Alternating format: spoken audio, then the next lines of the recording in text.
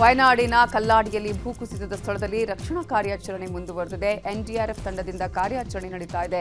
ಗುಡ್ಡ ಕುಸಿತದ ರಭಸಕ್ಕೆ ಮೀನಾಕ್ಷಿ ನದಿಗೆ ಬಸ್, ಕಾರು, ಕೆಲವು ಬೈಕ್ಗಳು ಬಿದ್ದಿವೆ. ನದಿಗೆ ಬಿದ್ದಿರುವ ಬಸ್, ಕಾರುಗಳನ್ನು ಮೇಲೆತ್ತಲಿಕ್ಕೆ ಹರಸಾಹಸ ಪಡಲಾಗಿದೆ. ಇನ್ನು ನದಿಯ ಅಕ್ಕಪಕ್ಕ ಮಣ್ಣಿನ ಅಡಿಯಲ್ಲಿ ನಾಪತ್ತೆಯಾದವರಿಗಾಗಿ ಶೋಧ ಕಾರ್ಯ ನಡೀತಾ ಇದೆ. ಮೀನಾಕ್ಷಿ ನದಿಯ ಪಕ್ಕದ ಮನೆಗೆ ಮಣ್ಣು ನುಗ್ಗಿತ್ತು. ಈಗ ಜೆಸಿಬಿ ಮೂಲಕ ಮಣ್ಣನ್ನು ತೆರವುಗೊಳಿಸಲಾಗುತ್ತಿದೆ. ಮನೆಗೆ ಮಣ್ಣು ನುಗ್ಗಿದ ವೇಳೆ ಮನೆಯಲ್ಲಿ ಯಾರೂ ಇಲ್ಲದ ಕಾರಣಕ್ಕೆ ದೊಡ್ಡ ದುರಂತ ತಪ್ಪಿದೆ. ಮಳೆಯ ನಡುವೆಯೂ ಎನ್ಡಿಆರ್ಎಫ್ನಿಂದ ಕಾರ್ಯಾಚರಣೆ ನಡೆಯುತ್ತಿದೆ. ಕೇರಳದ ಕಲ್ಲಾಡಿ ಗುಡ್ಡ ಕುಸಿತ ದುರಂತ ಸ್ಥಳಕ್ಕೆ ಸಿಎಂ ಬಿಡಿ ಸತೀಶನ್ ಭೇಟಿ ನೀಡಿದ್ರು. ಸ್ಥಳೀಯ ಶಾಸಕರು, ಸಚಿವರ ಜೊತೆಗೆ ಆಗಮಿಸಿದ ಸತೀಶನ್ ಸ್ಥಳ ಪರಿಶೀಲನೆಯನ್ನು ನಡೆಸಿದ್ರು. 30 ಗಂಟೆ ಕಳೆದರೂ ನಾಪತ್ತೆಯಾದವರ ಸುಳಿವೆ ಇನ್ನೂ ಕೂಡ ಸಿಕ್ತಿಲ್ಲ. ಹೀಗಾಗಿ ಅಧಿಕಾರಿಗಳಿಂದ ಮಾಹಿತಿಯನ್ನು ಕೂಡ ಕಲೆ ಹಾಕಿದ್ದಾರೆ.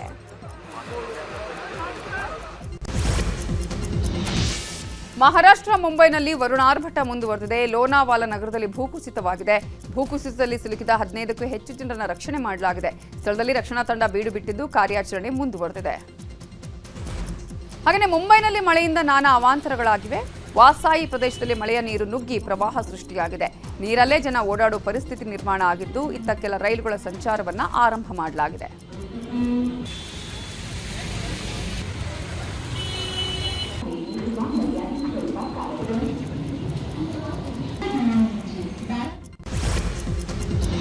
ಗುಜರಾತ್ನಲ್ಲಿ ಭಾರೀ ಮಳೆಯಾಗ್ತಿದೆ. ಕೈಗಾರಿಕಾ ನಗರ ಸೂರತ್ನಲ್ಲಿ ಎಡೆಬಿಡದೆ ಸುರಿದ ಮಳೆಯಿಂದಾಗಿ ಜನ ಹೈರಾಣಾಗಿ ಹೋಗಿದ್ದಾರೆ. ತಗ್ಗು ಪ್ರದೇಶಗಳಿಗೆ ನೀರು ನುಗ್ಗಿದ ಪರಿಣಾಮ ಮನೆಗಳೆಲ್ಲವೂ ಮುಳುಗು ಹೋಗಿದೆ. ದೋಣಿಗಳ ಮೂಲಕ ಗರ್ಭಿಣಿಯರು, ಮಕ್ಕಳನ್ನ ಸುರಕ್ಷಿತ ಸ್ಥಳಕ್ಕೆ ಶಿಫ್ಟ್ ಮಾಡಲಾಗಿದೆ.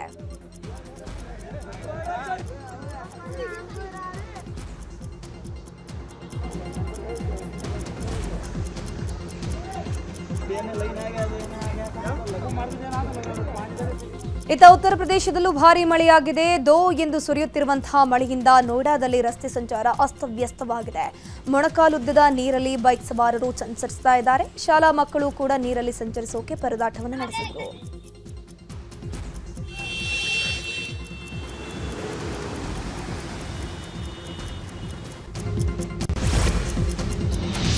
ರಾಜ್ಯದ ಕರಾವಳಿ ಭಾಗದಲ್ಲಿ ಮುಂಗಾರು ಅಬ್ಬರ ಜೋರಾಗಿದೆ. ಕರಾವಳಿ ಮತ್ತು ಮಲೆನಾಡು ಭಾಗದಲ್ಲಿ ಜೋರು ಮಳೆಯಾಗ್ತಿರೋ ಪರಿಣಾಮ ಹಾವೇರಿ ಜಿಲ್ಲೆಯಲ್ಲಿ ವರದಾ ನದಿಗೆ ಹೆಚ್ಚಿನ ಪ್ರಮಾಣದ ನೀರು ಹರಿದು ಬರುತ್ತಿದೆ. 220 ಕಿಲೋಮೀಟರ್ ಉದ್ದದ ವರದಾ ನದಿಯಲ್ಲಿ ನೀರಿನ ಮಟ್ಟ ಏರಿಕೆಯಾಗಿದ್ದು, ನದಿಗೆ ಒಳಹರಿವು ಹೆಚ್ಚಾದ ಹಿನ್ನೆಲೆ ರೈತರ ಮುಖದಲ್ಲಿ ಮಂದಹಾಸ ಮೂಡಿದೆ. ವರದಾ ನದಿಯ ಹೆಚ್ಚುವರಿ ನೀರು ತುಂಗಭದ್ರಾ ನದಿಗೂ ಹರಿತಿದೆ. ಮಳೆ ಕೊರತೆಯಿಂದ ಕಂಗಾಲಾಗಿದ್ದ ಹಾವೇರಿ ರೈತರಿಗೆ ಹೊಸ ಆಶಾಕಿರಣ ಮೂಡಿದೆ. ಮಹಾರಾಷ್ಟ್ರದಲ್ಲಿ ಮಳೆಯ ಅಬ್ಬರ ಹಿನ್ನೆಲೆ ಬಾಗಲಕೋಟೆಯಲ್ಲಿ ಕೃಷ್ಣಾ ನದಿ ಉಕ್ಕಿ ಹರಿಯುತ್ತಿದೆ. ಕೃಷ್ಣಾ ನದಿ ಭೋರ್ಗರೆಯುತ್ತಿದ್ದು ಶ್ರಮಬಿಂದು ಸಾಗರ ಭರ್ತಿಯಾಗಿದೆ. 4 ದಿನಗಳಿಂದ ಕೃಷ್ಣಾ, ಘಟಪ್ರಭಾ ನದಿಗಳು ಉಕ್ಕಿ ಹರಿಯುತ್ತಿವೆ. ರಾಜಾಪುರ ಬ್ಯಾರೇಜ್ನಿಂದ ಕೃಷ್ಣಾ ನದಿಗೆ 98,000 ಕ್ಯೂಸೆಕ್ ನೀರು ಬಿಡುಗಡೆ ಮಾಡಲಾಗಿದೆ. ಹಿಪ್ಪರಗಿ ಬ್ಯಾರೇಜ್ನಿಂದ 92,000 ಕ್ಯೂಸೆಕ್ ನೀರನ್ನು ಹೊರಕ್ಕೆ ಬಿಡಲಾಗಿದೆ. ಇನ್ನು ಜಮಖಂಡಿ ತಾಲೂಕಿನ ಕಂಕನವಾಡಿ, ನಡುಗಡ್ಡೆ ಪ್ರದೇಶದಲ್ಲಿ ನದಿ ಭರ್ತಿಯಾದ ಹಿನ್ನೆಲೆ ಬೋಟ್ ಮೂಲಕ ಓಡಾಡುತ್ತಿದ್ದಾರೆ. ಕೋಟೆನಾಡು ಚಿತ್ರದುರ್ಗದಲ್ಲೂ ಧಾರಾಕಾರವಾಗಿ ಮಳೆಯಾಗ್ತಿದೆ. ಕಳೆದ ಹಲವು ದಿನಗಳಿಂದ ಬರದಿಂದ ಬಸವಳಿದಿದ್ದ ಜನರಿಗೆ ವರುಣದೇವ ತಂಪಿಡಿದಿದ್ದಾನೆ. ಇವತ್ತು ಮಧ್ಯಾಹ್ನ ಸುರಿದ ಮಳೆಗೆ ವಾಹನ ಸವಾರರು ಪರದಾಡಿದ್ರು. ರೈತರ ಮೊಗದಲ್ಲಿ ಮಳೆ ಮಂದಹಾಸ ಮೂಡಿಸಿದೆ.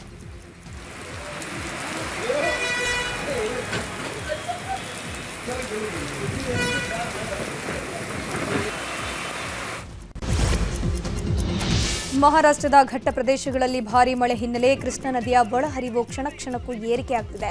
ಕೃಷ್ಣಾ ನದಿಗೆ 1,35,000 ಕ್ಯೂಸೆಕ್ ನೀರು ಹರಿದು ಬರ್ತಾ ಇರೋದು.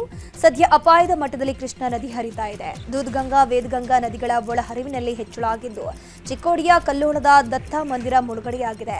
ನೀರು ಹೆಚ್ಚುತ್ತಿರೋ ಹಿನ್ನೆಲೆಯಲ್ಲಿ ಕೃಷ್ಣಾ ತೀರದಲ್ಲಿ ಪ್ರವಾಹದ ಆತಂಕ ಕೂಡ ಇದೆ. ಪಶ್ಚಿಮ ಘಟ್ಟಗಳ ಸಾಲಿನಲ್ಲಿ ಧಾರಾಕಾರ ಮಳೆಗೆ ಚಿಕ್ಕಮಗಳೂರಿನ ಚಾರ್ಮಾಡಿ ಘಾಟ್ನಲ್ಲಿ ಗುಡ್ಡ ಕುಸಿದಿದೆ. ಚಿಕ್ಕಮಗಳೂರು, ದಕ್ಷಿಣ ಕನ್ನಡ ಜಿಲ್ಲೆಗಳ ಪ್ರಮುಖ ಸಂಪರ್ಕ ಕೊಂಡಿಯಾಗಿರೋ ಚಾರ್ಮಾಡಿ ಘಾಟ್ನ ರಾಷ್ಟ್ರೀಯ ಹೆದ್ದಾರಿ 173ರಲ್ಲಿ ರಸ್ತೆಗೆ ಬೃಹತ್ ಬಂಡೆಕಲ್ಲುಗಳು ಹಾಗೂ ಮರ ಕುಸಿದು ಬಿದ್ದಿದೆ. ಮೂಡಿಗೆರೆ ತಾಲೂಕಿನ ಕೊಟ್ಟಿಗೆಹಾರದ ಬಳಿ ಈ ಘಟನೆ ನಡೆದಿದೆ. ಇನ್ನು ಉತ್ತರ ಕನ್ನಡ ಜಿಲ್ಲೆಯ ಅಂಕೋಲ ತಾಲೂಕಿನ ಕಲೇಶ್ವರದಲ್ಲಿ ಗ್ರಾಮದಲ್ಲಿ ಭಾರೀ ಮಳೆಗೆ ಮನೆಯ ಮೇಲೆ ಮರ ಬಿದ್ದಿದೆ. ಮನೆಯವರು ಊಟಕ್ಕೆ ಕೂತಿದ್ದಾಗಲೇ ಮರ ಬಿದ್ದಿದ್ದು ಮನೆಯಲ್ಲಿದ್ದವರು ಪ್ರಾಣಾಪಾಯದಿಂದ ಪಾರಾಗಿದ್ದಾರೆ. ದಯಾನಂದ ಅನ್ನೋರಿಗೆ ಸೇರಿದ ಮನೆಗೆ ಮರ ಬಿದ್ದು ಹಾನಿಯಾಗಿದೆ. ಹಾಸನ ಜಿಲ್ಲೆಯಲ್ಲಿ ಮಳೆ ಅಬ್ಬರಿಸಿದೆ. ಬಿಟ್ಟು ಬಿಡದೆ ಸುರಿದ ಮಳೆಗೆ ಸಕಲೇಶ್ಪುರ ಪಟ್ಟಣದ ಡಾಲರ್ಸ್ ಕಾಲೋನಿ ಬಡಾವಣೆಯಲ್ಲಿ ತಡೆಗೋಡೆ ಕುಸಿದು ಬಿದ್ದು 2 ಮನೆಗಳಿಗೆ ಹಾನಿಯಾಗಿದೆ. ನಾಳೆಯಿಂದ ಜುಲೈ 12ರವರೆಗೆ ರಾಜಾ ಸೀಟ್ ಕ್ಲೋಸ್ ಆಗಲಿದೆ. ಈ ಕುರಿತು ಕೊಡಗು ಜಿಲ್ಲಾಧಿಕಾರಿ ಎಸ್.ಜೆ. ಸೋಮಶೇಖರ್ ಆದೇಶ ಹೊರಡಿಸಿದ್ದಾರೆ. ಕೆಎಸ್ಆರ್ಟಿಸಿ ಬಸ್ ನಿಲ್ದಾಣ ಬಳಿ ಭೂಕುಸಿತ ಹಿನ್ನೆಲೆಯಲ್ಲಿ ತಾತ್ಕಾಲಿಕ ಮಾರ್ಗ ಬದಲಾವಣೆಯಿಂದ ವಾಹನ ದಟ್ಟಣೆ ಉಂಟಾಗಿದೆ. ಹೀಗಾಗಿ ರಾಜಾ ಸೀಟ್ ಬಳಿ ವಾಹನ ನಿಲುಗಡೆಯಿಂದ ಸಮಸ್ಯೆಯಾಗುವ ಹಿನ್ನೆಲೆಯಲ್ಲಿ ರಾಜಾ ಸೀಟ್ಗೆ ಪ್ರವಾಸಿಗರ ಪ್ರವೇಶವನ್ನು ನಿಷೇಧಿಸಲಾಗಿದೆ. ರಾಜ್ಯದ ವಿವಿಧ ಭಾಗಗಳಲ್ಲಿ ಅತಿವೃಷ್ಟಿ, ಪ್ರವಾಹ ಪರಿಸ್ಥಿತಿ ಹಾಗೂ ಕೆಲವು ಕಡೆ ಎದುರಾಗಿರೋ ಬರದ ಹಿನ್ನೆಲೆ ಸಿಎಂಗೆ ಡಿಕೆ ಶಿವಕುಮಾರ್ ವಿಪಕ್ಷ ನಾಯಕ ಆರ್ ಅಶೋಕ್ ಅವರು ಪತ್ರ ಬರೆದಿದ್ದಾರೆ. ನೊಂದ ರೈತರು ಮತ್ತು ಸಾರ್ವಜನಿಕರ ಹಿತದೃಷ್ಟಿಯಿಂದ ತುರ್ತು ಕ್ರಮ ಕೈಗೊಳ್ಳಬೇಕು. ರೈತರಿಗೆ ಈಗ ಬೇಕಾಗಿರುವುದು ಕೇವಲ ಆಶ್ವಾಸನೆಗಳಲ್ಲ, ತಕ್ಷಣದ ಪರಿಹಾರ. ರಾಜ್ಯದ ಎಲ್ಲಾ ರೈತರಿಗೆ ಕನಿಷ್ಠ 50,000 ರೂಪಾಯಿವರೆಗಿನ ಸಾಲ ಮನ್ನಾ ತಕ್ಷಣವೇ ಘೋಷಿಸಬೇಕು ಅಂತ ಒತ್ತಾಯಿಸಿದ್ದಾರೆ. ಈಗ ರಾಜಕೀಯ ವಲಯದ ಪ್ರಮುಖ ಸುದ್ದಿಗಳು. ರಾಜ್ಯದಲ್ಲಿ 2ನೇ ಅಂತಾರಾಷ್ಟ್ರೀಯ ಏರ್ಪೋರ್ಟ್ ನಿರ್ಮಾಣ ವಿಚಾರ ಸಂಬಂಧ ಸಿಎಂ ನೇತೃತ್ವದಲ್ಲಿ ಮಹತ್ವದ ಸಭೆ ನಡೆಯಿತು. ವಿಧಾನಸೌಧದಲ್ಲಿ ನಡೆದ ಸಭೆಯಲ್ಲಿ ಸಚಿವ ಎಂಬಿ ಪಾಟೀಲ್, ಏರ್ಪೋರ್ಟ್ ಅಧಿಕಾರಿಗಳು ಭಾಗಿಯಾಗಿದ್ದರು. ಏರ್ಪೋರ್ಟ್ ನಿರ್ಮಾಣಕ್ಕೆ ಕನಕಪುರದ ಹಾರೋಹಳ್ಳಿ ಹಾಗೂ ನೆಲಮಂಗಲ ಬಳಿ 2 ಜಾಗ ಶಿಫಾರಸು ಮಾಡಿತು ಸರ್ಕಾರ. ಕನಕಪುರ ಭಾಗಕ್ಕೆ ಏರ್ಪೋರ್ಟ್ ಕೊಂಡೊಯ್ಯೋಕೆ ಸಿಎಂ ಉತ್ಸುಕರಾಗಿದ್ದಾರೆ. ಎಸ್ಐಆರ್ ಪ್ರಕ್ರಿಯೆಯಲ್ಲಿ ಬಿಎಲ್ಒಗಳ ಕಳ್ಳಾಟಕ್ಕೆ ಜಿಬಿಎ ಬ್ರೇಕ್ ಹಾಕಿದೆ. ಬಿಎಲ್ಒಗಳು ಮನೆಗೆ ಹೋಗಿ ಎಸ್ಐಆರ್ ಮಾಡಬೇಕು ಅಂತ ಬಿಎಲ್ಒಗಳಿಗೆ ಜಿಬಿಎ ಖಡಕ್ ಸಂದೇಶ ರವಾನಿಸಿದೆ. ಕೇಂದ್ರ ಚುನಾವಣಾ ಆಯೋಗದಿಂದ ಸೂಚನೆ ಹಿನ್ನೆಲೆ ಜಿಬಿಎಯಿಂದ ಬಿಎಲ್ಒಗಳಿಗೆ ಸಂದೇಶ ನೀಡಲಾಗಿದೆ.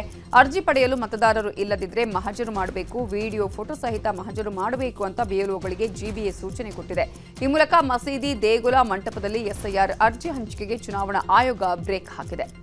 ಮತದಾರರ ಹೆಸರು ಡಿಲೀಟ್ ಮಾಡೋಕ್ಕೂ ಮುಂಚೆ ಕಡ್ಡಾಯವಾಗಿ ರಾಜಕೀಯ ಪಕ್ಷಗಳ ಗಮನಕ್ಕೆ ತರಬೇಕು ಅಂತ ಬಿಎಲ್ಒಗಳಿಗೆ ಸೂಚನೆ ನೀಡಲಾಗಿದೆ. ಮೊದಲು ರಾಜಕೀಯ ಪಕ್ಷಗಳ ಗಮನಕ್ಕೆ ತಂದು ಗೊಂದಲ ಸರಿಪಡಿಸಿಕೊಳ್ಳಬೇಕು ಅಂತ ಕೇಂದ್ರ ಚುನಾವಣಾ ಆಯೋಗ ಆದೇಶ ಮಾಡಿದೆ. ಜುಲೈ 1ನೇ ತಾರೀಕು ಕೆಲವು ಕಡೆ ಗುಂಪಾಗಿ ಫಾರ್ಮ್ಸ್ ವಿತರಣೆ ಮಾಡಿದ ಕಂಪ್ಲೇಂಟ್ ಬಂದ ಕೂಡಲೇ ಇಮಿಡಿಯೇಟ್ಲಿ ಅಟೆಂಡ್ ಮಾಡಲಾಗಿದೆ. ಅದಾದ ಕೂಡಲೇ ಎಲ್ಲ ಡಿಸ್ಟ್ರಿಕ್ಟ್ ಎಲೆಕ್ಷನ್ ಆಫೀಸರ್ ಅಂದರೆ ಡಿಒಗಳಿಗೆ ಮತ್ತು ಇವ್ರಿಗೆ ಸ್ಪಷ್ಟ ಸೂಚನೆ ಇನ್ನೊಮ್ಮೆ ಕೊಡಲಾಗಿದೆ. ನಾನು ತಮಗೆ ಹೇಳಕ್ಕೆ ಇಷ್ಟಪಡ್ತೀನಿ ಅಂದರೆ every complaint will be definitely be looked in to as per law. We are monitoring each and every single complaint, whatever be the complaint, and it will be reported to election commission of India. ರಾಜ್ಯದಲ್ಲಿ SIR ಪ್ರಕ್ರಿಯೆ ಬಗ್ಗೆ ನಮಗೆ ಅನುಮಾನ ಇದೆ ಅಂತ BJP MLC city Ravi ಹೇಳಿದ್ದಾರೆ. ಬಾಗಲಕೋಟೆಯಲ್ಲಿ ಮಾತನಾಡಿದ ಸಿಟಿ ರವಿ, ಮನೆ ಮನೆಗೆ ತೆರಳಿ ಎಸ್ಐಆರ್ ಫಾರ್ಮ್ ಹಂಚಿಕೆ ಮಾಡೋದು ನಿಯಮ, ಆದರೆ ಮಸೀದಿಗಳಲ್ಲಿ ಮಾಡೋದು ನಮ್ಗೆ ಅನುಮಾನ ಇದೆ ಅಂತ ಹೇಳಿದ್ರು. ಇನ್ನು ಇದೇ ವಿಚಾರವಾಗಿ ಬಿಜೆಪಿ ರಾಜ್ಯಾಧ್ಯಕ್ಷ ಬಿವೈ ವಿಜಯೇಂದ್ರ ಕೂಡ ರಿಯಾಕ್ಷನ್ ಕೊಟ್ಟಿದ್ದಾರೆ. ಎಸ್ಐಆರ್ ಬಗ್ಗೆ ನಮಗೆ ತಕರಾರಿಲ್ಲ. ನಮ್ದು ಎಸ್ಐಆರಿನ ಲೋಪದೋಷದ ಬಗ್ಗೆ ಮಾತ್ರ ತಕರಾರು. ಎಸ್ಐಆರ್ ಬಗ್ಗೆ ನಮ್ಮ ಬಿಜೆಪಿ ತಕರಾರಿಲ್ಲ.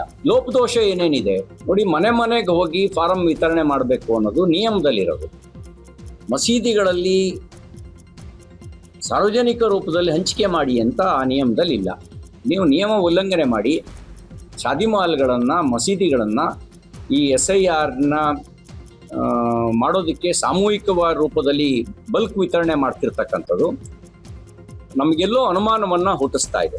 ಚುನಾವಣಾ ಆಯೋಗ ಮತದಾರ ಪಟ್ಟಿಯ ಪರಿಷ್ಕರಣೆ ಇಡೀ ದೇಶದಲ್ಲಿ ಮಾಡ್ತಾ ಇದೆ, ಅದೇ ರೀತಿ ಕರ್ನಾಟಕದಲ್ಲೂ ಕೂಡ ಮಾಡ್ತಾ ಇದೆ. ಅದೇ ರಾಜ್ಯದ ಕಾಂಗ್ರೆಸ್ ಸರ್ಕಾರ ಇಡೀ ವ್ಯವಸ್ಥೆನ ಬುಡಮೇಲು ಮಾಡುವಂತ ಕೆಲಸಕ್ಕೆ ಇವತ್ತು ಕೈ ಹಾಕಿದೆ. ಅಧಿಕಾರಿಗಳ ಮೇಲೆ ಒತ್ತಡವನ್ನು ಹೇರುವಂಥದ್ದು, ಅಧಿಕಾರಿಗಳ ದುರ್ಬಳಕೆ, ಮಸೀದಿಗಳಲ್ಲಿ ಕೂತ್ಕೊಂಡು ಇವತ್ತು ಎಸ್ಐಆರ್ ನಡೀತಾ ಇರುವಂಥದ್ದು. ರಾಜ್ಯದ ಬಹುತೇಕ ಎಲ್ಲಾ ಜಿಲ್ಲೆಗಳಲ್ಲಿ ಎಲ್ಲಾ ವಿಧಾನಸಭಾ ಕ್ಷೇತ್ರಗಳು ಕೂಡ ಇದೇ ಮಾಡ್ತಾ ಇದ್ದಾರೆ. ಈಗ ತಮ್ಮ ಉಳುಕನ್ನ ಮುಚ್ಚಾಕೊಳ್ತಕ್ಕಂಥ ಸಲುವಾಗಿ ಇವತ್ತು ಚುನಾವಣಾ ಆಯೋಗದ ಮೇಲೆ ದೂರುವಂಥದ್ದು ಸರಿಯಲ್ಲ. ಇವ್ರಿಗೇನಾದ್ರೂ ಮಾನ ಮರ್ಯಾದೆ ಇದ್ರೆ ಸಾಂವಿಧಾನಿಕ ಸಂಸ್ಥೆ ಆಗಿರುವಂತಹ ಚುನಾವಣಾ ಆಯೋಗದ ಬಗ್ಗೆ ವಿಶ್ವಾಸವನ್ನು ಇಟ್ಟು ರಾಜ್ಯ ಸರ್ಕಾರವು ಕೂಡ ಸಹಕಾರವನ್ನು ನೀಡಬೇಕು ಅಂತೇಳಿ. ಸಂಪುಟ ವಿಸ್ತರಣೆ ಆದರೆ ಸರ್ಕಾರದ ಬುಡ ಅಲ್ಲಾಡತ್ತೆ ಅನ್ನುವ ಬಿಜೆಪಿ ರಾಜ್ಯಾಧ್ಯಕ್ಷ ವಿಜಯೇಂದ್ರ ಹೇಳಿಕೆಗೆ ಸಚಿವ ಸತೀಶ್ ಜಾರಕಿಹೊಳಿ ಪ್ರತಿಕ್ರಿಯಿಸಿದ್ದಾರೆ. ಸ್ವಲ್ಪ ಮಟ್ಟಿಗೆ ಅಲುಗಾಡತ್ತೆ, ಆದರೆ ಏನೂ ಆಗಲ್ಲ. ಹೊಸ ಶಾಸಕರಿಗೆ ಅವಕಾಶದ ಬಗ್ಗೆ ಸಿಎಂ ಹಾಗೂ ಸಿದ್ದರಾಮಯ್ಯ ಹೈಕಮಾಂಡ್ ತೀರ್ಮಾನ ಮಾಡ್ತಾರೆ ಅಂತ ಹೇಳಿದ್ರು. ಏನಿಲ್ಲ, ಏನು ಸ್ವಲ್ಪ ಮಟ್ಟಿಗೆ ಅಳಗಾಡ್ತೈತೆ, ಏನಾಗಲ್ಲ. 1-2 ಸಳಗಾಡ ಆಗಲ್ಲ, 2-3 ಸಳಗಾಡದ ಏನು ಮಾಡ್ಲಿಕ್ಕೆ ಆಗಲ್ಲ. 2-3 ಮತ್ತೆ ಬೇರೆ ದಾರಿ ಇಲ್ಲ, ಅದಕ್ಕೆ ಅಲ್ಲೇ ಕೂಡಬೇಕಲ್ಲ. ಅದು ಎಲ್ಲ ಏನಾಗಲ್ಲ. ಅವರೇ ಸೇಮ್ ಇರ್ತಾರೆ, ಅವರೇ ಗಟ್ಟಿಯಾಗಿದ್ದಾರೆ, ಅವರೇ ಮಾಡ್ತಾರೆ. ಅಂಥದ್ದೇನಾಗಲ್ಲ, ಅದು ಸಮಸ್ಯೆ ಆಗೋಲ್ಲ, ಯಾರು ಡಿಸ್ಟರ್ಬ್ ಆಗೋದಿಲ್ಲ. ಅವ್ರ ಪಕ್ಷದಲ್ಲಿ ಇಂಥದ್ದಾಗಿದ್ದಿಲ್ಲ, ಆಗಿಲ್ಲ ಅಂದ್ರೆ ಅವರೆಲ್ಲ ಆಗಿದೆ. ಅವ್ರ ಸರ್ಕಾರದಲ್ಲಿ ಅದು ಹೈಕಮಾಂಡ್ ಅವರು, ಸಿ ಎಂ ದಾರ, ಅಧ್ಯಕ್ಷದಾರ, ಸಿದ್ದರಾಮಯ್ಯ ಇರ್ತಾರೆ, ಅವ್ರು ಮಾಡ್ತಾರೆ. ಇನ್ನು ದಿವಂಗತ ಡಿ ಸುಧಾಕರ್ ಅವರಿಂದ ತೆರವಾದ ಹಿರಿಯೂರು ವಿಧಾನಸಭಾ ಕ್ಷೇತ್ರದ ಉಪಚುನಾವಣೆಗೆ ಟಿಕೆಟ್ ಲಾಬಿ ಜೋರಾಗಿದೆ. ಸುಧಾಕರ್ ಪುತ್ರ ಸುಹಾಸ್ ನೇತೃತ್ವದ ನಿಯೋಗ ಇವತ್ತು ಸಚಿವ ಸತೀಶ್ ಜಾರಕಿಹೊಳಿ ಅವರನ್ನ ಭೇಟಿ ಮಾಡಿದೆ. ಸುಧಾಕರ್ ಕುಟುಂಬಕ್ಕೆ ಟಿಕೆಟ್ ಕೊಡಬೇಕು ಅಂತ ಹಿರಿಯೂರು ಕಾಂಗ್ರೆಸ್ ಮುಖಂಡರು ಒತ್ತಾಯಿಸಿದ್ದಾರೆ.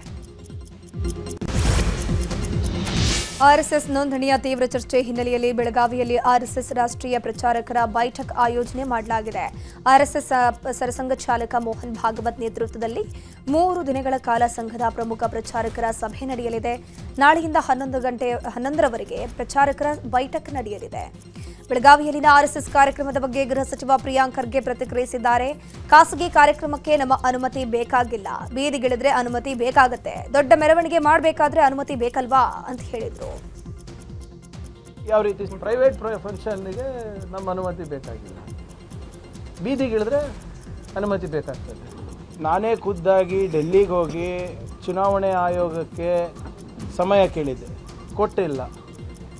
ಅದಾದಮೇಲೆ ಅಧಿಕೃತವಾಗಿ ನಾವು ನಮ್ಮ ರೀಜನಲ್ ಕಮಿಷನರ್ ಥ್ರೂ ಕಳಿಸ್ಕೊಟ್ಟಿದ್ದೀವಿ, ಉತ್ತರ ಬಂದಿಲ್ಲ. BJP JDS ಅವರು ಕೇಳಿದ ತಕ್ಷಣ ಹೇಗೆ ಸ್ಪಂದಿಸ್ತಾರೆ, ನಮ್ಮ ರಾಜ್ಯ ಸರ್ಕಾರ ನೀಡಿದಂಥ ಸಲಹೆಗಳ ಬಗ್ಗೆ ಯಾವ ರೀತಿ ಸ್ಪಂದಿಸ್ತಾರೆ ಅಂತ ಇದರಲ್ಲೇ ಸ್ಪಷ್ಟವಾಗಿ ಗೊತ್ತಾಗುತ್ತೆ.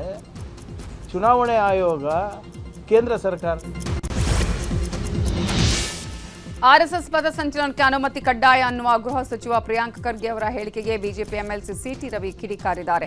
ಈ ಹಿಂದೆಯೂ ಪಥಸಂಚಲನ ಮಾಡಬೇಕಾದ್ರೆ ಅನುಮತಿ ಪಡೆದಿದ್ದೇವೆ, ಅನುಮತಿ ಪಡೆದಿಲ್ಲ ಅಂತ ಯಾರು ಹೇಳಿದ್ರು? ನಾನು ಅವರಿಗೇನು ಹೇಳೋದು? ಅವರು ದೊಡ್ಡವರ ಮಕ್ಕಳು, ದೇಶಕ್ಕೆ ಹಾನಿ ಮಾಡುವ ಸಂಘಟನೆ ಬಗ್ಗೆ ಒಂಚೂರು ಮಾತಾಡಿಲ್ಲ. ಕಾಂಗ್ರೆಸ್ನವರ ಪಾಪದ ಕೂಸು ಪಾಕಿಸ್ತಾನ. ಬಿಜೆಪಿ ಆರ್ಎಸ್ಎಸ್ ಟೀಕಿಸದೇ ಇದ್ರೆ ಖರ್ಗೆ ಅವರಿಗೆ ನಿದ್ರೆ ಬರಲ್ಲ, ತಿಂದ ಅನ್ನ ಜೀರ್ಣ ಆಗಲ್ಲ ಅಂತ ಸಿಟಿ ರವಿ ಗುಡುಗಿದ್ದಾರೆ. ಈ ಹಿಂದೆಯೂ ಪಥಸಂಚಲನ ಮಾಡಬೇಕಾದ್ರೆ ಅನುಮತಿಯನ್ನು ತಗೊಂಡೇ ಪಥಸಂಚಲನ ಮಾಡಿದೆ. ಮತ್ತು ಅವರಿಗೆ ನಾನೇನು ಹೇಳೋದು, ದೊಡ್ಡವ್ರ ಮಕ್ಕಳು, ಒಳ್ಳೇದು ಯಾವುದು ಕೆಟ್ಟದ್ದು ಯಾವುದು ಅನ್ನುವಂಥ ವಿವೇಚನೆ ಒಂದು ಅವ್ರಿಗೆ ಬರಬೇಕು. ದೇಶಕ್ಕೆ ಒಳ್ಳೇದು ಮಾಡೋ ಸಂಘಟನೆ ಯಾವುದು, ದೇಶಕ್ಕೆ ಹಾನಿ ಮಾಡೋ ಸಂಘಟನೆ ಯಾವುದು. ಆ ದಿನ ಮಾತಾಡೋದ್ರಿಂದ ಅವ್ರಿಗೆ ಪ್ರಚಾರ ಸಿಗುತ್ತೆ ಅಂತ ಬಯಸಿದರೆ ಪ್ರಚಾರ ಪಡ್ಕೊಳ್ಳಿ ಹೇಳಿ. ಕಾಂಗ್ರೆಸ್ನವರ ಪಾಪದ ಕೂಸು ಪಾಕಿಸ್ತಾನ. ಕಾಂಗ್ರೆಸ್ನವರ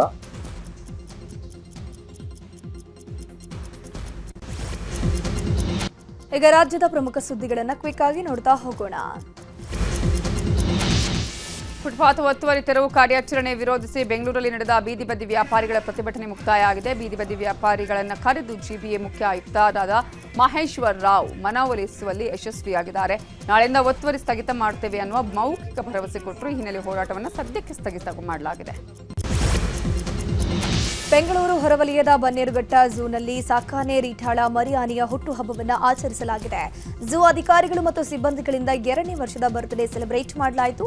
ಕಲ್ಲಂಗಡಿ, ಆಪಲ್, ದ್ರಾಕ್ಷಿ, ಬಾಳೆಹಣ್ಣು, ಜೋಳ ಸೇರಿದಂತೆ ವಿವಿಧ ಬಗೆಯ ಹಣ್ಣು ಮತ್ತು ತರಕಾರಿಗಳನ್ನು ರೀಠಾಳ ಗಂಡು ಮರಿಗೆ ನೀಡಿ ಶುಭ ಕೋರಿದ್ರು. ಕೊಡಗಿನ ಕನ್ನಂಬಾಡಿ ಕೆರೆಯಲ್ಲಿ ಸಿಲುಕಿದ್ದ ಕಾಡಾನೆ ಕೊನೆಗೂ ಹೊರಬಂದಿದೆ. 2 ದಿನದಿಂದ ಕೆರೆಯಲ್ಲಿ ಒಂಟಿ ಸಲಗಾಯಿತು. ಹಸಿವಾದ ಹಿನ್ನೆಲೆ ತಾನಾಗಿ ಕೆರೆಯಿಂದ ಬಂದು ಸಮೀಪದ ತೋಟಕ್ಕೆ ತೆರಳಿದೆ. ಶಿವಮೊಗ್ಗ ಜಿಲ್ಲೆ ಶಿಕಾರಿಪುರದಲ್ಲಿ ಅಪ್ರಾಪ್ತೆ ನಿಗೂಢ ಸಾವು ಪ್ರಕರಣ ಸಂಬಂಧ ಸಂಗೀತ ಪರ ತಾಲೂಕು ಬಂಜಾರ ಸಮುದಾಯ ಧ್ವನಿ ಎತ್ತಿದೆ. ಶಿಕಾರಿಪುರದಲ್ಲಿ ಸಭೆ ಸೇರಿ ಬಂಜಾರ ಸಮುದಾಯದ ಮುಖಂಡರು ನಿಷ್ಪಕ್ಷಪಾತ ತನಿಖೆಗೆ ಆಗ್ರಹಿಸಿದರು. ಸಂಗೀತ ಪ್ರಕರಣವನ್ನು ಎಸ್ಐಟಿಗೆ ವಹಿಸುವಂತೆ ಒತ್ತಾಯ ಕೂಡ ಕೇಳಿಬಂತು.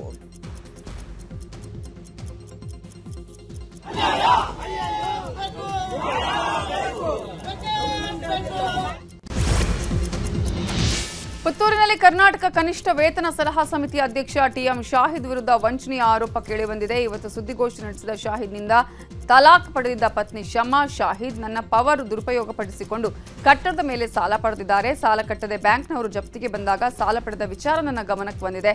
ಎಲ್ಲವನ್ನೂ ನನಗೆ ಮರಳಿ ಕೊಡಬೇಕು ಅಂತ ಶಮಾ ಶಾಹಿದ್ ಆಗ್ರಹಿಸಿದ್ದಾರೆ. ಅಮೆರಿಕ ಅಧ್ಯಕ್ಷ ಟ್ರಂಪ್ ಇರಾನ್ ಜೊತೆಗಿನ ಕದನ ವಿರಾಮವನ್ನು ಅಂತ್ಯಗೊಳಿಸಿದ ಬೆನ್ನಲ್ಲೇ ಜಾಗತಿಕ ಷೇರು ಮಾರುಕಟ್ಟೆಯಲ್ಲಿ ತಲ್ಲಣವೇ ಸೃಷ್ಟಿಯಾಗಿದೆ. ಸೆನ್ಸೆಕ್ಸ್ 1677 ಪಾಯಿಂಟ್ಗಳ ಕುಸಿತ ಕಂಡ್ರೆ ನಿಫ್ಟಿ 516 ಅಂಕಗಳ ಕುಸಿತ ಕಂಡಿದೆ.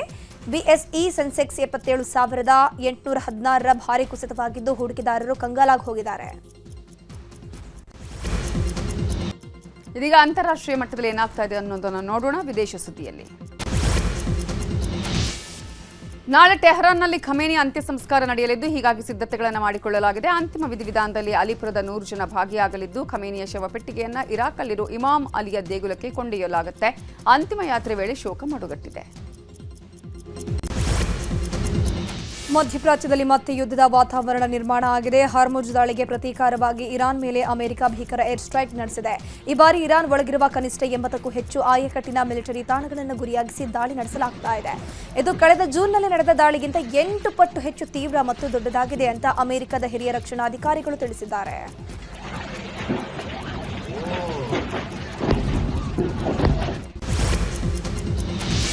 ಇರಾನ್ ಜೊತೆಗಿನ ಅಮೆರಿಕ ಕದನ ವಿರಾಮ ಅಂತ್ಯ ಆಗಿದೆ. ಇರಾನ್ ಜೊತೆಗಿನ ಪ್ರಸ್ತುತ ನಡೀತಾ ಇರುವ ಕದನ ವಿರಾಮವನ್ನು ಕೊನೆಗೊಳಿಸುವುದಾಗಿ ಅಮೆರಿಕ ಅಧ್ಯಕ್ಷ ಡೊನಾಲ್ಡ್ ಟ್ರಂಪ್ ಘೋಷಿಸಿದ್ದಾರೆ. ಇರಾನ್ ಜೊತೆ ಯಾವುದೇ ಮಾತುಕತೆ ನಡೆಸಲು ಬಯಸೋದಿಲ್ಲ, ಅವರೊಂದಿಗೆ ಮಾತುಕತೆ ನಡೆಸುವುದು ಕೇವಲ ಸಮಯ ವ್ಯರ್ಥ ಅಂತ ಟ್ರಂಪ್ ಹೇಳಿದ್ದಾರೆ. ಅಮೆರಿಕ ಅಧ್ಯಕ್ಷ ಡೊನಾಲ್ಡ್ ಟ್ರಂಪ್ ಹಾಗೂ ಇಟಲಿ ಪ್ರಧಾನಿ ಜಾರ್ಜಿಯಾ ಮೆಲೋನಿ ನಡುವಿನ ಮುಸುಕಿನ ಗುದ್ದಾಟಕ್ಕೆ ಅಲ್ಪ ವಿರಾಮ ಬಿದ್ದಿದೆ. ಮೆಲೋನಿಯನ್ನ ಟ್ರಂಪ್ ಒಳ್ಳೆಯ ವ್ಯಕ್ತಿ ಅಂತ ಕೊಂಡಾಡಿದ್ದಾರೆ. ಟರ್ಕಿಯಲ್ಲಿ ನಡೆದ ನ್ಯಾಟೋ ಶೃಂಗಸಭೆಯಲ್ಲಿ ಮಾತನಾಡಿರುವಂತಹ ಟ್ರಂಪ್, ಇರಾನ್ ಜೊತೆ ಯುದ್ಧದಲ್ಲಿ ಮೆಲೋನಿ ನಮಗೆ ಸಹಾಯ ಮಾಡೋಕೆ ನಿರಾಕರಿಸಿದ್ದಕ್ಕೆ ಅವರೊಂದಿಗಿನ ಸಂಬಂಧ ಹದಗೆಟ್ಟಿತ್ತು ಅಂತ ಸ್ಪಷ್ಟನೆ ನೀಡಿದರು. ಖಲಿಸ್ತಾನಿ ಪ್ರತ್ಯೇಕತಾವಾದಿ ನಾಯಕ ಹರ್ದೀಪ್ ಸಿಂಗ್ ನಿಜ್ಜರ್ ಹತ್ಯೆ ಪ್ರಕರಣದಲ್ಲಿ ಮಹತ್ವದ ಬೆಳವಣಿಗೆ ಕಂಡುಬಂದಿದೆ. ಜೈಲಲ್ಲಿರೋ ಗ್ಯಾಂಗ್ಸ್ಟರ್ ಲಾರೆನ್ಸ್ ಬಿಷ್ಣೋಯ್ ಹಾಗೂ ಆತನ ಆಪ್ತ ಸಹಚರ ಸತಿಂದರ್ ಜಿತ್ ಸಿಂಗ್ ಅಲಿಯಾಸ್ ಗೋಲ್ಡಿ ಬ್ರಾರ್ ವಿರುದ್ಧ ಅಮೆರಿಕ ಕೋರ್ಟ್ನಲ್ಲಿ ಚಾರ್ಜ್ ಶೀಟ್ ಸಲ್ಲಿಸಲಾಗಿದೆ. ಅಮೆರಿಕ, ಕೆನಡಾ ಹಾಗೂ ಯುರೋಪಿನ ತನಿಖಾ ಸಂಸ್ಥೆಗಳು ಜಂಟಿಯಾಗಿ ನಡೆಸಿದ ಈ ಕಾರ್ಯಾಚರಣೆಯಲ್ಲಿ ಒಟ್ಟು 24 ಮಂದಿಯನ್ನು ಬಂಧಿಸಲಾಗಿದೆ.